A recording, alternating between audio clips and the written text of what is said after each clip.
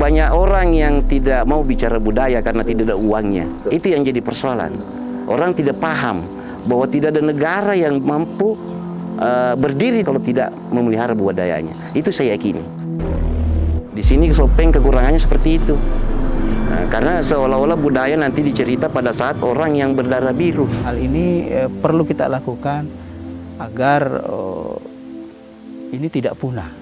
Tidak semua bahasa daerah ada hurufnya. Apa yang kurang dari Bugis Makassar? Ternyata Lontara bisa juga menjadi sumber ilmu pengetahuan di dunia. Sebagai bukti, Lontara ini telah menjadi memory of the world.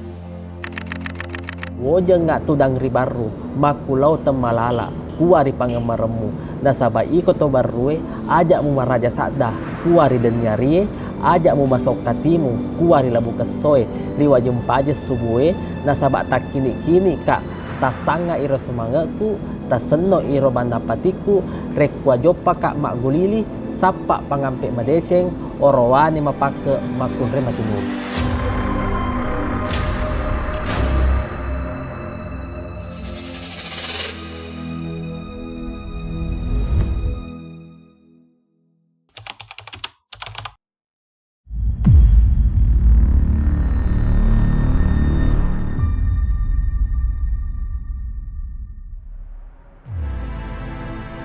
Salam budaya. Di episode kali ini, tim MBS melakukan ekspedisi di Kabupaten Sopeng dan menemukan peninggalan sejarah penting sebagai local knowledge masyarakat Bugis. Ya, ini adalah beberapa jilid dari karya sastra epik terpanjang di dunia, Lagaligo. Sejauh ini, gulungan naskah asli Lagaligo hanya bisa kita jumpai di 2 tempat, hanya ada di Perpustakaan Nasional Indonesia di Jakarta dan Museum Leiden di Belanda. Penemuan ini semakin menguatkan keyakinan kita bahwa sepertiga dari keutuhan naskah ini masih ada di tanah Sulawesi. Bagaimana naskah ini masih terjaga, tersimpan, dan lestari sampai hari ini? Ikuti terus penelusuran kami pada episode The Living Manuscript.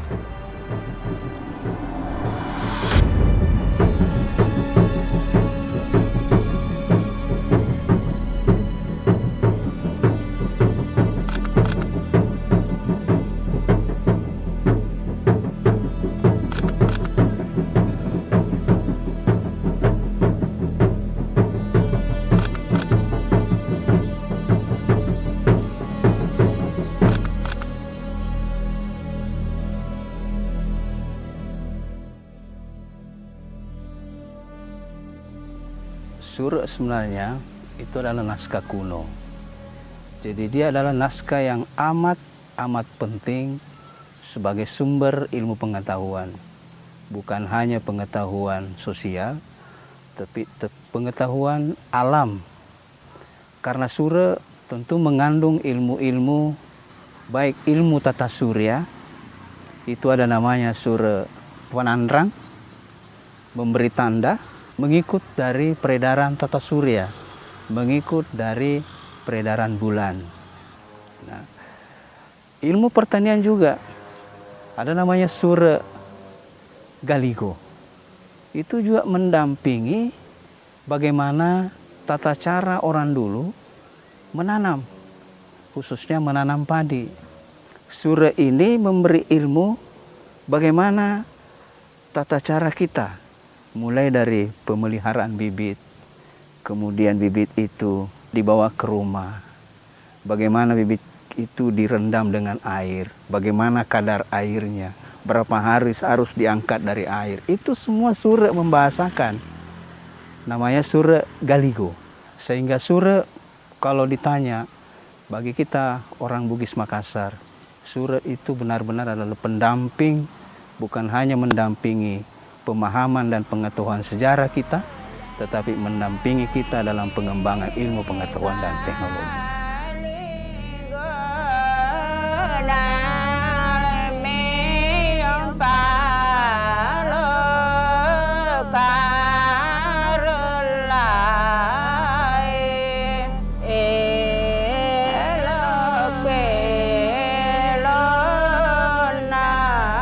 Jogi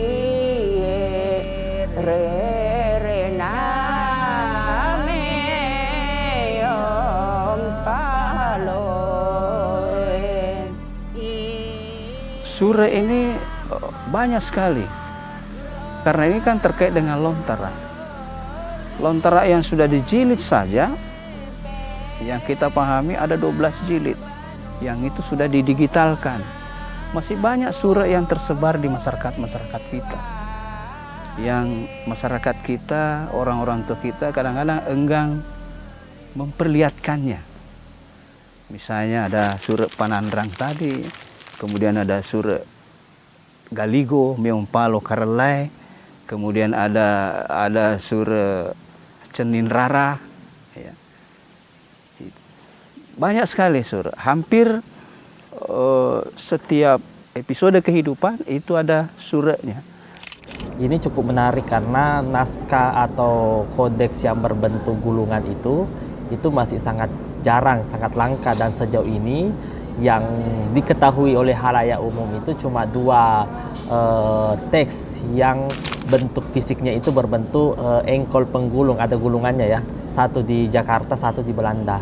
Dan rupanya ini sangat mengagetkan saya juga bahwa ternyata masih ada populasi teks dalam bentuk awal menggunakan tulisan lontara dan berbahan lontar dan menggunakan alat penggulung.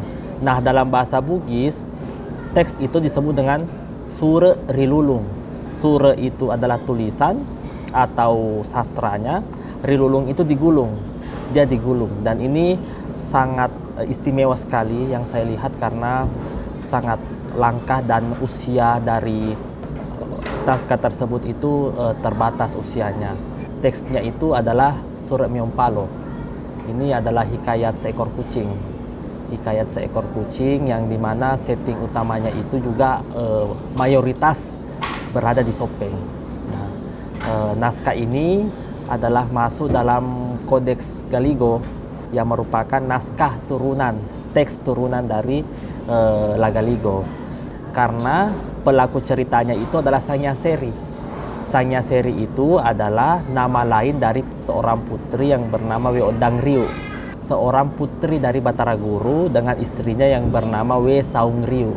7 hari setelah kelahirannya itu dia meninggal, dan di atas kuburnya itu tumbuh tumbuhan yang hari ini kita sebut dengan padi. Sehingga untuk menghormati, menghargai kedudukan dan juga nilai dari Weodang Ria itu, makanya masyarakat dan juga kelompok-kelompok masyarakat pertanian yang di beberapa wilayah itu dalam sebuah ritus atau tradisi yang disebut dengan Makdo Jabine.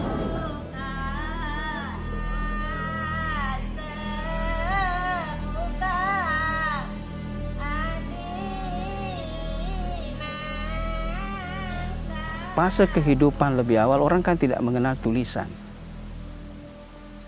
Malah sebenarnya yang ditransfer menjadi tulisan itu berasal dari tutur.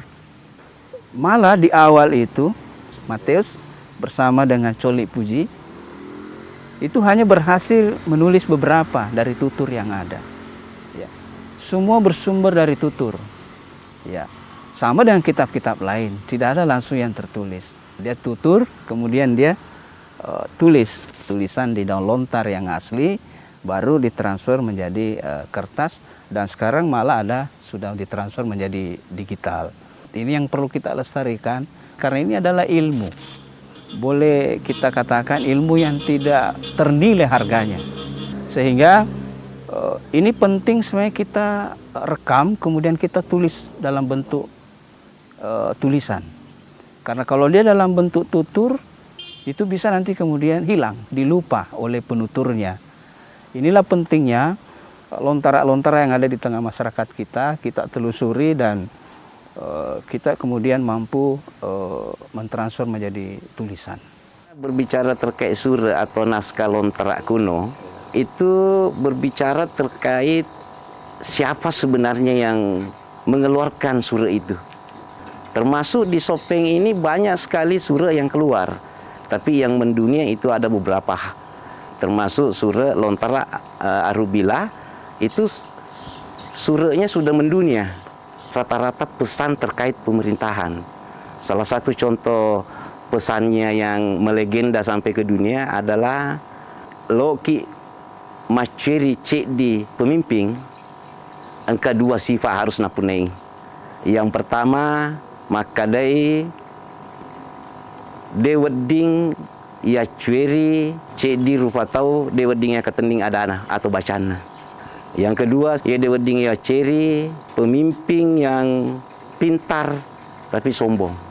Nah, kalau katanya sudah memiliki dua sifat ini, nah Ivan caji mancaji panutang, maka telumi folena weding kejadian.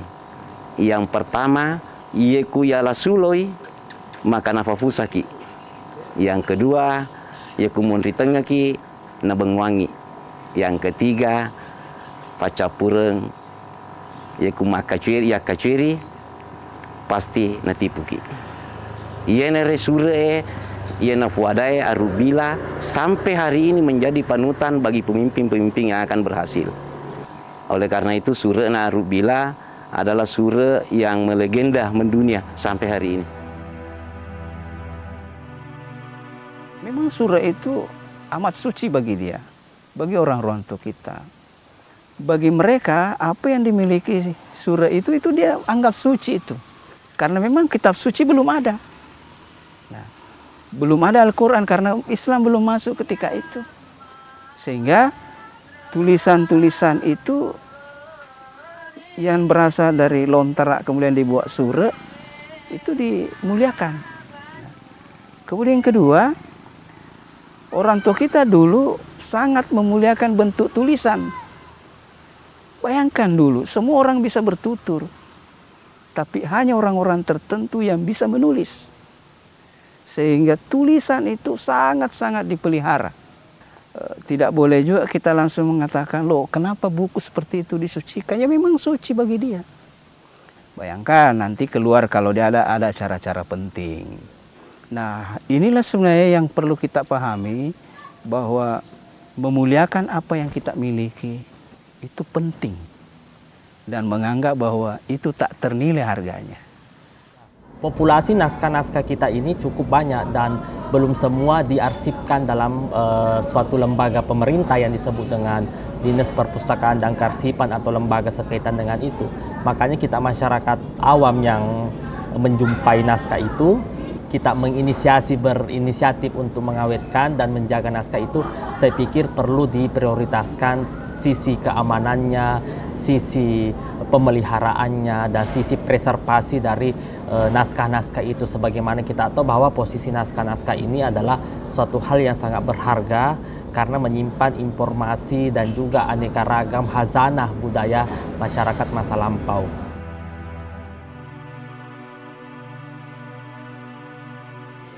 Sura-sura masa lalu itu adalah pendamping sejarah, pendamping ilmu antropologi, pendamping ilmu sosiologi. Banyak sekali ilmu yang ada di dalamnya. Bagaimana generasi kita melihat ini? Seharusnya memang ini dihubungkan dengan pembelajaran di sekolah misalnya sebagai contoh. Ini kan kurikulum kita sebenarnya sudah kurikulum merdeka. Bukan hanya anak-anak harusnya merdeka belajar, tetapi guru juga harus merdeka menggunakan kurikulum merdeka. Jangan sampai kita eksplorasi budayanya orang, sementara budaya lokal kita tenggelamkan. Sebagai contoh, mengapa Amerika selalu menjadi standar kehidupan? Di hampir semua lini. Apa kita tidak bisa bikin standar sendiri? Nah ini tantangan. Nah, apakah mampu kita kemudian isi pesan dari surat-surat ini nanti kemudian kembali menjadi standar kehidupan kita?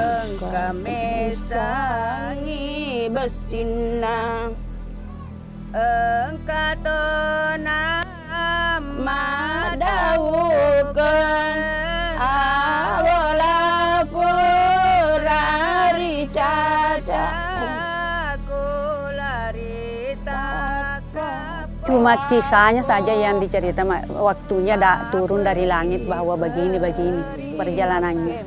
Sepanjang jalan ini ceritanya, kucing dengan padi selalu bersama. Dia diceritakan semua di sini sampai awal perjalanan. Itu saja yang saya masuk. Cuma diajari saja anak-anak kita, cucu-cucu kita supaya dia menghargai namanya padi. Ya, itu saja maknanya ini surat. Karena itu sumber kehidupan kita. Kalau misalnya tidak ada padi, siapa-siapa kita barangkali bisa hidup. Salah satu faktor yang mendukung kekuatan dan juga perkembangan serta daya tahan dan suatu teks itu karena adanya penyair. Teks hadir itu untuk dibaca, dilantunkan, karena disitulah transformasi ilmu pengetahuan itu berlangsung. Makanya nenek moyang kita itu membangun suatu konvensi 8 suku kata agar penyairnya itu membangun estetika dalam bentuk tuturan sehingga orang-orang itu bisa tertarik dan meresapi isi teksnya. Dia menguasai bahasa, menguasai jalan cerita, dan juga menguasai pelafalannya.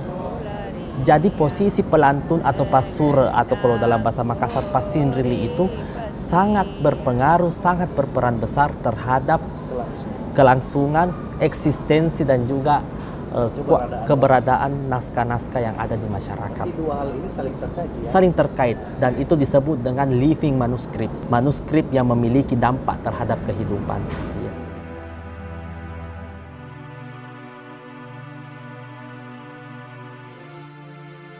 Nah, di dalam surat Miompalo ini juga saya lihat bahwa ini muatannya bukan hanya muatan estetika dari sastra, tetapi juga berisi tentang nilai-nilai moral yang ditata dalam bentuk perilaku dan juga sistem sosial masyarakatnya.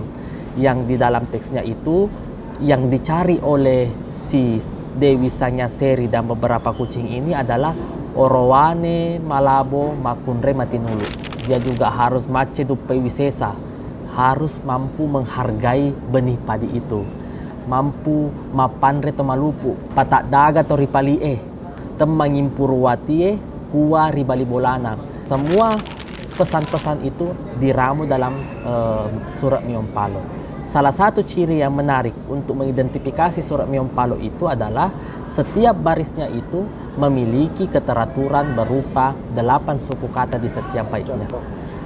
Iya monro ku ri tempe, 8 suku kata.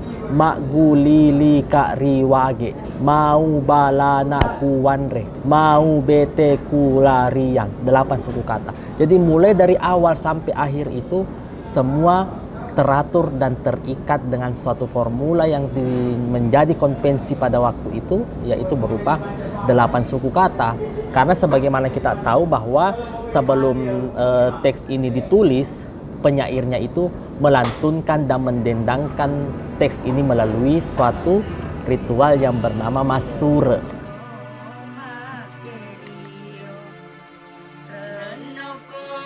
Di surat juga ada pesan sejarah, juga ada pesan moral di surat. Ayo kak, ibu pada pada yo lo, nah pesan itu tunya do, deh na moroki na taru. Yang prima ke deto la gali go fa laite warik kadana. Lo mi pada reken na tapi lainnya warik kadana to siro. Laite regal gon mi ang paloy. Digaya de gasi ko laku ya na apa pada pada maka bawa na pa usap tutunginya ga. Jadi digasi ko laku ya. Sejauh ini penelitian tentang pasure ini banyak. Tetapi semoga penelitian itu dibarengi dengan suatu itikat untuk bagaimana kita bukan hanya peneliti tapi juga praktisi agar ini menjadi salah satu bentuk peran kita sebagai generasi yang akan melanjutkan tradisi ini ke masa depan. Jadi sampai saat ini masih bisa kita jumpai karena masih dirawat dalam bentuk tradisi. Salah satu tradisi yang mendukung dari teks Miompalo itu adalah tradisi Mak Dojabini. Mak Dojabini adalah tradisi ritual agraris masyarakat Bugis yang dilakukan dalam proses bertani sebagai bentuk penghormatan pada benih padi, manifestasi Sang Hyang Seri, Sang Dewi Tumbuhan. Dalam bahasa Bugis, Makdoja berarti menjaga di malam hari dan Bine berarti benih. Ritual ini dilakukan untuk menjaga benih padi yang direndam sebelum disemai. Proses ini juga bertujuan agar Sang Hyang Seri memudahkan proses penanaman dan mendapatkan hasil panen yang melimpah. Makdoja Bine adalah ritual yang tidak hanya melibatkan spiritualitas, tapi juga memperkuat ikatan sosial bagi komunitas petani tradisional Bugis. Dan pada tahun 2021, Makdoja Bine ditetapkan sebagai warisan budaya tak benda oleh Kementerian Pendidikan dan Kebudayaan, Riset dan Teknologi Republik Indonesia. Hal yang penting bahwa Sulawesi Selatan memiliki populasi manuskrip atau kodeks yang cukup banyak. Lebih dari 4.000 itu versi koleksi pemerintah. Belum lagi koleksi atau populasi yang tersebar di masyarakat yang belum diakses, belum didigitalisasi atau belum diidentifikasi. Dan itu jauh lebih banyak. Itu saya yakini lebih banyak lagi. Dan masyarakat merawatnya itu melalui living manuskrip tadi. Merawatnya melalui ritual dan merawatnya melalui tradisi lisan. Miom Palu ini memiliki posisi sentral karena dirawat melalui ritual Makdoja Bine dan dijaga dalam ritual Masure, tradisi Masure. Jadi manuskrip ini tidak bisa dilepaskan dari tradisi. Ya tona lontaraan. Iya. Ngelafatara. Galigono miyang paloy la galigo. Tolona bone, tolona suppa. Batara guru, batara latu.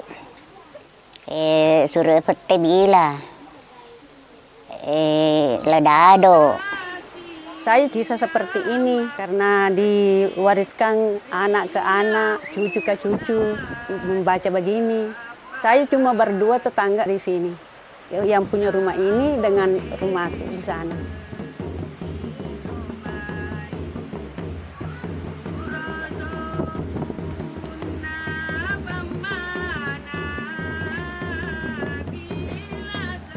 Budayanya orang Sopeng begini, itu memang khusus hidangan ratunya padi.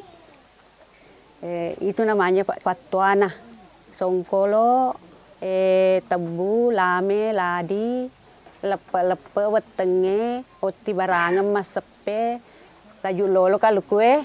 Songkolo tadi itu 4 macam, yang warna merah adalah itu dari api. Warna kuning adalah dari warna angin. Warna hitam adalah mewarnai tanah. Warna putih adalah air. Jadi air, tanah, angin, api. Cuma itulah saja yang aku tahu. Itu mah phải cái nó boleh na makdari biasa betuna tuh makde. We mati kana se de na mani mupo mani ne de manumatu. Kaya upoji kaji nasa ko de na mani para ko de tum poji wi. Itu tai ti taruh kula mari pana mana amanasa kade de na runa para kai pana mate na.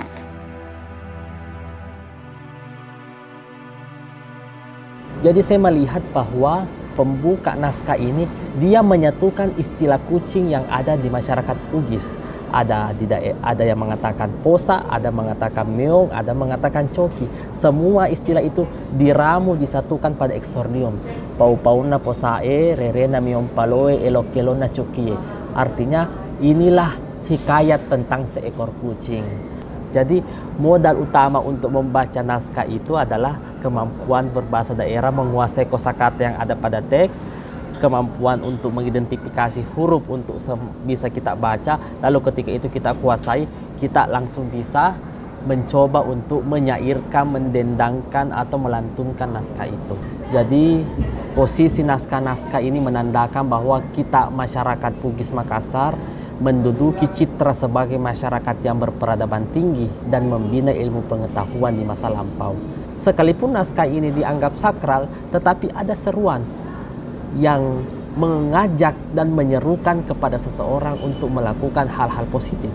Ada satu kutipannya surat Miompaloe, woje ngak tudang ribaru, makulau temalala, kuari pangemaremu, nasaba iko tobarue, ajak mu maraja saddah, kuari denyarie, ajak mu masuk katimu, kuari labu kesoe, riwa jumpaje subuhe, nasaba tak kini-kini kak, tasanga iro sumangaku, taseno iro banapatiku, rekwa jopa kak mak gulili, sapa pangampe madeceng, orowani mapake makunre matinulu. Banyak orang yang tidak mau bicara budaya karena tidak ada uangnya. Itu yang jadi persoalan. Orang tidak paham bahwa tidak ada negara yang mampu berdiri kalau tidak memelihara budayanya. Itu saya yakini. Sekarang dunia itu rame-rame kita memelihara budaya. Indonesia termasuk terlambat memelihara budayanya. Sampai-sampai banyak yang diklaim oleh negara lain. Nah, ini apa yang menjadi permasalahan di Indonesia? Karena kita tidak mampu memelihara budaya kita sendiri. Di samping itu, kita selalu berkategori ekonomi. Ya, berbicara budaya tidak boleh disangkutkan dengan ekonomi. Jangan kita kultuskan bahwa bicara budaya itu harus keturunan Datu. Jadi walaupun bukan keturunan Datu, kalau mampu dia meyakini budaya itu seperti apa, itu juga yang terbaik. Di sini Sopeng kekurangannya seperti itu. Nah, karena seolah-olah budaya nanti dicerita pada saat orang yang berdarah biru. Itu yang jadi masalah. Boleh sah-sah saja kalau itu yang menjadi panutan. Menjadi pemimpin di sebuah wilayah, apakah itu kepala desa, bupati, presiden, barang siapa yang tidak memelihara budaya ini, maka akan digilas dengan saman. Karena yang tidak digilas dengan saman adalah budaya itu sendiri. Itulah yang membawa sebuah wilayah bisa berhasil bila mana budayanya itu sendiri yang dipelihara dan mengaturalisasikan kepada anak cucunya. Banyak bahasa daerah sekarang di Indonesia hilang karena penuturnya habis. Kita dengan menggunakan Lontara Bugis Makassar ini, kita masih lestari. Inilah sebenarnya yang memang perlu kita terus gejolakkan, terus semangatkan supaya Lontara kita ini tetap bertahan dan diketahui oleh anak-anak generasi sekarang. Nah, hal ini perlu kita lakukan agar ini tidak punah dan benar-benar dipahami bahwa saya juga harus cintai bahasa saya. Tidak semua bahasa daerah ada hurufnya. Apa yang kurang dari Bugis Makassar? Launik mai pada magang kulengangi. Kuamengi bahasa Ogita iya menjadi bahasa tuan rumah, khususnya di daerah Bugis. De nama gaga yak gurui mega, ternyata Lontara Ogie bisa juga menjadi sumber ilmu pengetahuan di dunia.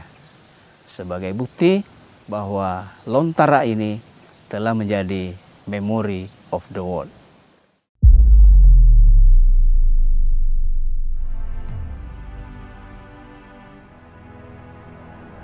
Sebagai naskah terpanjang di dunia, Lagaligo adalah denyut kehidupan dan ilmu pengetahuan di masa lalu yang terukir dan tercatat dengan baik. Membahasnya seolah membuka lembaran tanpa akhir, penuh dengan kekayaan sejarah, nilai budaya, pesan moral dalam kehidupan. Lagaligo harus tetap berada di tangan orang-orang yang menjaga dan menghidupkan lewat tradisi, adat, dan budaya. Dan jangan biarkan ia kembali dirampas dengan alasan apapun. Biarlah naskah ini tetap menjadi bagian dari identitas budaya, dihidupkan, dirawat, dan dilestarikan oleh mereka yang memahami nilai dengan cara mereka sendiri. Sampai jumpa dan salam budaya.